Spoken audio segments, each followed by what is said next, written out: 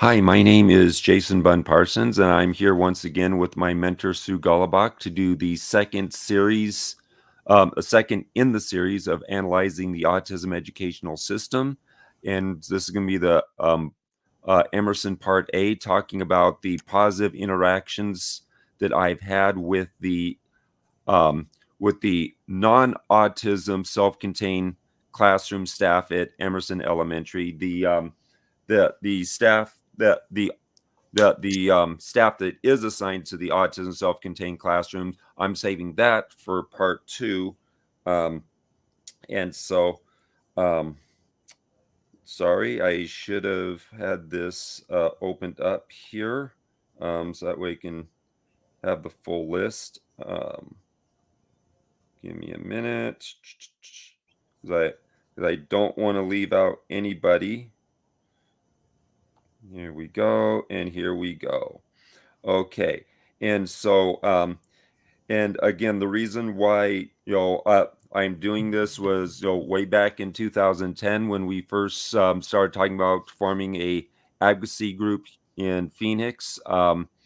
This one fellow autistic was just adamant about the fact that the teachers are not going to listen to us. That it's a waste of time, and she had a lot of bad experiences. You know, with teachers, and so and so the fact that I have had so much success with the vast majority of the staff, which is all you can ask. You're not going to hit 100% ever, but nevertheless, I think it's really important to highlight just how much positive interaction that I have in order to encourage people to realize that this is possible. It is possible for us to engage teachers in a positive manner, and so and other staff. So starting off with Principal Nick Lodato, because ultimately the principal has a lot of sway over how things go, and in particular with him, um, yeah, he recognized me as the voice of my fellow autistics. Yeah, and he stated to me, you know, in those exact words that he views me as the voice of the children of our community, because he believes that everybody needs to have a voice.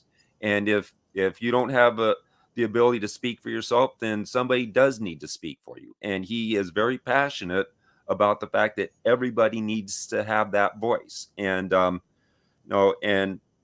will be honest, I've definitely taken that to probably to the limits, as far as sometimes stepping on toes, causing him problems that somebody who just does the IA job would not cause him. But he has never recanted his position that I am the voice of the autistic student. So until he actually recants it, I will continue to function in that capacity.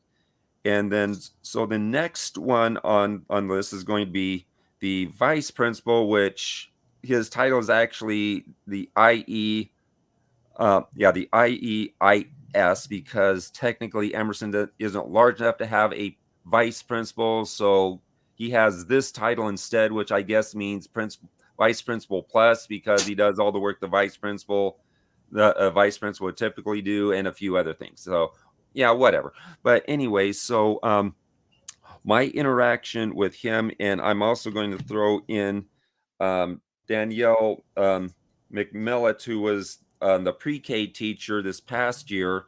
The previous year, she was in a different grade level, and so the classroom that I was assigned to donated a IA to do playground duty with her students. Okay, and so one of the challenges that I've been having since the 1990s is dealing with students who have who show a level of disrespect towards adult authority figures that we would never have considered doing back in my day. and to this day, you know, I can deal with it up to a point, but there comes to a point it's like, it's very difficult for me to know how to deal with this stuff because there's a lot more limitations on what teachers are allowed to do. Okay, there are no more paddles, in schools. It's like, okay, well, for not going to paddle them. Now, I'm not saying we should be paddling. I'm just saying, that was the solution back in my day. So what do we do today? Because the thing is, and again, that this is a broader topic that's outside the scope of autism, but nevertheless, he was very understanding. He and Miss Danielle were very, understanding, and very patient with me as far as they never suggested that I should, consider stepping down, from that role, you know, um, but in the end, I actually did talk to the IA that I was filling in for, whether or not she was ready to come back, take the position, because yes, it was very difficult, for me. But nevertheless, as far as the as far as Jonathan and Miss Danielle, they were very patient and understanding, was trying and did their best to try to coach me um, through an assignment that has been very difficult for me, going all the way back to the 90s. Whether you're talking about volunteer or professional experience, that's the reason why I prefer working with preschool age children, because they haven't developed that kind of attitude yet, and so it's just so much easier dealing with children who don't have that kind of attitude. And so the next one up is the office manager, Fabiola. Uh, I've caused her so much more work by forgetting to clock in so much. I finally got it down as far as setting my alarms and everything, but yeah, so she, again, another one that, just, was very patient, never got angry with me and stuff like that, and so then moving on next to, the psychologist Meredith Swank, and I'll also bring in the first grade teacher Stephanie, and I cannot pronounce her last name. Anyways, and so this pertains to something that I have to be extremely vague about, because it involves a pair of siblings, one in our class, one in her class, that were going through things that no child should have to go through. Okay. And I was not naive to the fact that there are these situations, but this is the first time I was in the epicenter of it. And not just in the epicenter, but I was legally and morally obligated to report report an observation to my immediate supervisor. The observation was made about 9 o'clock in the morning. And before those kids were sent home, there was intervention, and it, and like I said, that was the last straw. That this was a 2 month, thing, involving these siblings, that was very hard on me, because I just want to I just want to be angry at the responsible parties over what was going on, but of course I didn't have access to him. But but as far as Meredith, she was very supportive of me, because I needed the support as well, the emotional support to deal with this. And as far as Miss Stephanie, that there was no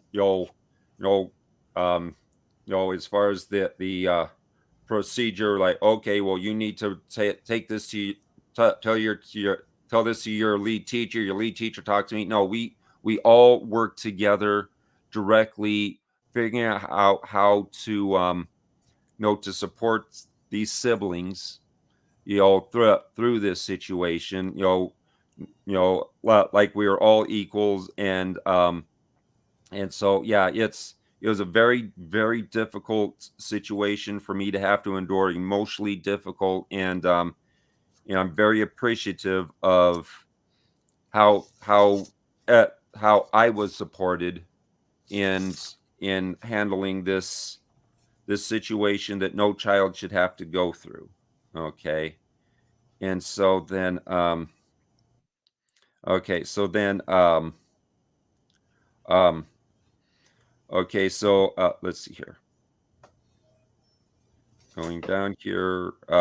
Okay, okay, somebody think that I forgot to bring up yesterday was the reading interventionist specialist Betty Ann Townsend. Okay. Um, okay, so I was doing playground duty with her, with a class this year, and so I just watched how she interacted with one of the students, instead of yelling at him from across the playground, like so many of the staff does. And again, this goes all the way back to first time I ever worked daycare, professional daycare back in 1991. So this isn't an Emerson thing. This is something that you know, you know, that yeah, your child is doing something wrong. You yell at them, to tell them to stop. It's like, well, maybe that works at home, but when you're talking about working,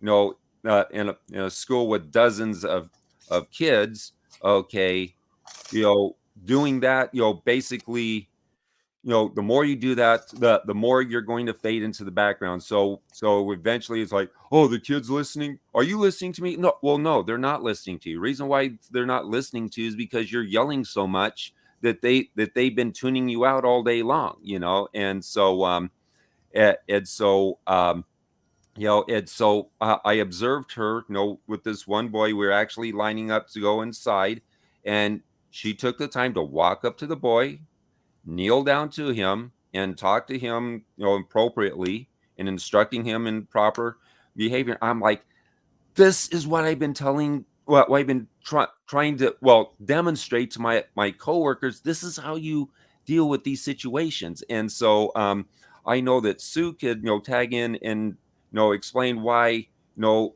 yeah, you shouldn't do this with regular kids, but with autistics, there's even more of it causes even more problems when you're trying to do this with autistic. So, Sue, would you like to tag in and talk briefly about why why yelling at autistics all day long just doesn't work? Well, for the reasons that you mentioned, Yeah. they, because of our sensory sensitivities, um, that is the only way to protect our nervous system from loud noises is to shut down Hmm. and tune out. And uh, even more so for an autistic because of our hypersensitivities. And we can go to one extreme or the other, which means we're tuned in or we're shut down. And so approaching, and especially what I call the low and slow approach, um, avoids an individual from being defensive Hmm. because you're approaching them in a very kind, gentle manner, which opens them up to wanting to listen. Um, One of the strategies I used to teach teachers, try whispering, because now they're going to actually open up and try to listen because you've got such a low voice, they have to work harder to listen. Hmm.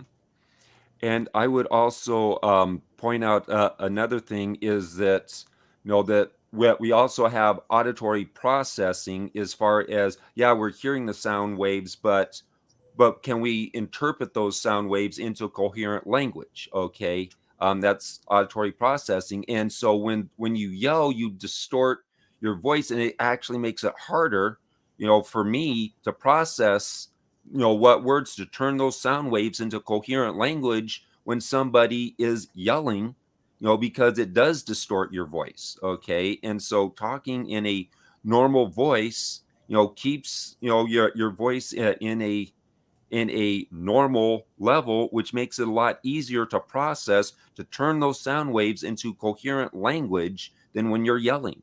So, Also, it makes it easier for me because I lip read to try to understand what people are saying. And if they're yelling, I don't want to even look at them. But mhm, if they're responding very calmly and quietly, then I will watch their lips because it helps me interpret what they're saying. Yeah. Okay. Yeah. And a point of clarification, because I know you've brought this up before, as far as your auditory processing, that you have a okay, that's okay. So um okay, so it's a matter that you have trouble, processing. It's not that you have trouble hearing altogether. Yet you're still hearing the sound waves, but you have to, when you're making eye contact, it's hard for you to process. Well, when somebody demands you make eye contact, which is the reason why you started lip reading, and so when you say that you have a harder time, listening, yet you're talking about auditory processing, not that you go completely deaf, but it's auditory processing, right? Absolutely. In fact, people would tell me, watch their eyes. The eyes say a lot. Well, I tried that once, and I realized that watching their eyes, I saw the movements. I couldn't interpret them, Yeah. but I realized that all of a sudden, my hearing, I wasn't hearing as well when I was giving eye contact. So actually, lip reading helps me to focus on the words that they're saying. Hmm. And well, for me, when I'm doing public speaking, yes, I'll do what I call check-ins, where no, I'm not going to maintain eye contact, but I'll just briefly, make the eye contact in order to, because yes, there are messages being sent, non-verbally through eye gaze. Okay, yes, that is legitimate, but at the same time, if I maintain that eye gaze the entire time, I'm going to lose focus of my ability to figure out what I want to say. Okay, that's how it impacts me is I lose my ability to organize my thoughts if I'm spending, if I'm focusing too much on eye contact. So that's why I do what I call check-ins. I'll do a quick check to see, are you bored? Are you offended? Are you amused? And then figure out, if I need to adjust what I'm saying, according to, those expressions. But I am not going to maintain eye contact. It's not that I deliberately break eye contact, it's that my eyes are just going to drift off to, Mm-hmm. to the side. Well, so that way I can focus on what I'm wanting to say. So, anyways, then, okay, so then we'll go ahead and I'm going to move down to Miss Newbell, the art teacher. I cannot pronounce her first name, but okay, so she was hired in the middle of the year, and within 2 months, as my understanding is, she had never worked with autistics before, taking this job. Within 2 months, she came up with this concept of sensory art. Okay, where no, she was having them do things with yarn because of the sensory thing, and I'm like, I'd never heard of sensory art. Have you ever heard of that, Sue? No, Sensory art? well, other than finger painting and things like this, that, yeah, Yeah. getting more involved. Yeah, it's Yeah, great. and I thought it was just brilliant, and it made it very clear to me that she took it very serious about wanting to understand our students, and coming up with this concept that even you haven't heard of, and so I'm giving her the Rookie of the Year award, because yeah, that was just brilliant. Within 2 months of her taking the job, having never worked with autistics before, she comes up with this concept of sensory art, and I just absolutely loved it. Okay, and then there's no the music teacher, Miss Flathers. She is just so flexible as far as accommodating, the students. Because yeah, a lot of our students, they're not going to sit down nicely, in their chairs while you do some musical thing that they're not really that interested in. And so she's really flexible as far as doing things, that is going to, at least get the interest of one or two of the kids, so she just makes sure that there's that their music experience is positive. Okay, and being flexible with with whichever group of students she has in order to make sure that that music experience for them is positive. And so and then social worker Julie Robbins, she's actually been teaching meditative techniques to the to some of the older students, the 4th through 8th grade classrooms, which is great because um, a lot of autistics benefit from them. Now, as far as the textbook meditative techniques, they've never really worked for me, but I've talked to plenty of autistics. They swear by it, that it really benefits them as far as helping them calm emotional regulation. That's a major issue for us, and so yeah, she does that. Um, well, last year when I was in the class that she was doing that with, I think like an hour once a week, she would come over there, or maybe however long it was, and just working on helping these kids develop these emotional regulation techniques in order to help them, and so and then there's our 2 speech therapists, Lauren, and I cannot pronounce her last name, and then Christine Jenner, and I'm also going to throw in the PTOT Ben PV, as far as they have always been open to my observations. One of the things, being mentored by you, I've learned to look for the little things that would indicate motor skills, certain motor skills, oh, wait a minute, that they're not using one hand beyond just one hand dominant, one hand not so dominant. It's one hand, period. And also signs of language development, where it's, and stuff like that. And so when I make these observations, that I am able to make, because my micro analytical ability has been honed by you teaching me, what these little things are to look for. I've given them this information, and they've listened, that they've asked questions to have me elaborate more on my observations, so that way they can figure out how to utilize it. And so yeah, all 3 of them have have been very receptive to my input, as far when I'm sharing these observations with them. And so that then the last one that I also forgot to mention, the reason why is because she's no longer here. She at the end of last year, she moved out of state for various reasons, but Miss Moncia, okay, she was the middle school science teacher, and for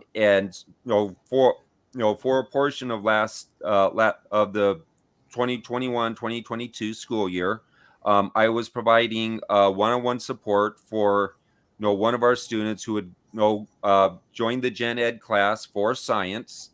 And um and so so um you know I, so I had disclosed my autism, to her, and asked if she would be receptive to me, talking to the class, just give a brief presentation to the 7th graders about, about my diagnoses, and my perspective of it. And she was very receptive, and so it's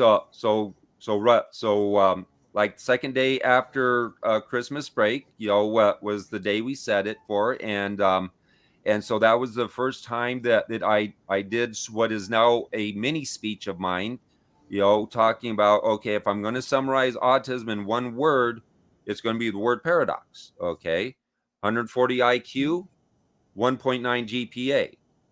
That's not supposed to happen. Particularly back in the 70s and 80s, that didn't make sense. If you have 140 IQ, you're supposed to be getting straight A's. And just elaborating on them, elaborating to them on this. That I have had these paradoxes, and that I have literally had my genius used against me when people see me struggling on something so simple. No, no, you're just not trying. No, you're just way too smart to struggle with something so simple, and it's like, well, I do, and that's just the way it is. And so it was a very positive experience. And even though no, I didn't have any official interaction with them this year. A number of them would still be saying hi to me. Walking down, walking, past me, between classes, or in the playground, stuff like that. And so yeah, it's definitely, I, yeah, it was definitely a positive experience. And so I, um, and so I definitely want to point out that, a lot of autistics are reluctant to self-disclose is because, well, how are you presenting yourself? Are you presenting yourself as a hapless, helpless neurological defect that everybody should feel sorry for? Or are you presenting yourself in a way that in which you show that respect for yourself, that you have personal dignity? Because if you show respect for yourself, then people will respect you. Okay, and that is something that's, that if autistics want to be, more successful at self advocacy, they need to understand themselves well enough so that way they can present themselves in a respectable in a respectable manner that's going to garner that respect. Okay, and so would you like to? Uh, Yeah, and that's one thing that research has pointed out hmm is that self-awareness makes a huge impact, one of the biggest impacts on how we end up interacting and functioning socially. hmm Um, but unfortunately, no one works with autistics and encourage us to learn more about ourselves, how we're different, why we're different. Um, and I recognize that non-autistics are going to have a hard time teaching autistics how to understand autism, which is why we need autistics Yeah, to mentor other autistics, to help them build that self-awareness they need. yeah, and a lot of it is the that instead of teaching us how we function, they spend too much time on how we malfunction. Okay, how we struggle instead of focusing on, well, what do we do good? Okay, and focusing that as far as, what plans am I going to make for the rest of my life? Well, what do I do good? How can I build on that? Yes, my deficits have to be addressed so I can at least keep them in check. In situations where they can't be avoided, I at least have the skills necessary to weather that storm. Once the storm is over, I can go back to being, what I am when I'm at my best. And so anyways, so I do want to wrap this up real quick by giving a little update on, at the end of last video, I was talking about how I'm in front of the Burton Bar Library in Phoenix, Arizona. It's doing um, autism advocacy, and it has been positive. So I was out there 4 hours yesterday. I probably had about a dozen conversations, about a half dozen quality conversations, and including with a couple of people that sounds like that they're going to, talk with their friends and people in their network about seeing if they can provide our community with more support. And so we're going to have to see how this how this manifests, because again, I'll be out there every day, and they know I'm going to be out there every day. So hopefully, no I'll have more interactions with these individuals as well as other individuals, to see how, things are coming along with, them mobilizing, their friends and network, in order to, to give us additional assistance in this area, yeah, in any areas, and so I'm pleased with that, because ultimately that was the goal. What, is to have constructive dialogue, that would compel people to want to join in with us, and to support our community. So anyway, so Sue, is there anything you would like to say in closing? Only that I mimic your positive interactions that I've had with teachers. I worked for over 30 years in school systems, Mm-hmm. and I loved working with the teachers, Mm-hmm. especially when I could go into the classroom and support the teacher as a therapist. And we had some very, very powerful positive results in terms of our cooperative work together. Okay. Thank you. And so that's it for this part. So next part we'll be talking about the self-contained program at Emerson, and the staff, and the positive interactions that I've been having with the majority of them. Okay, and so until then, I bid you farewell. Have a nice day. Okay.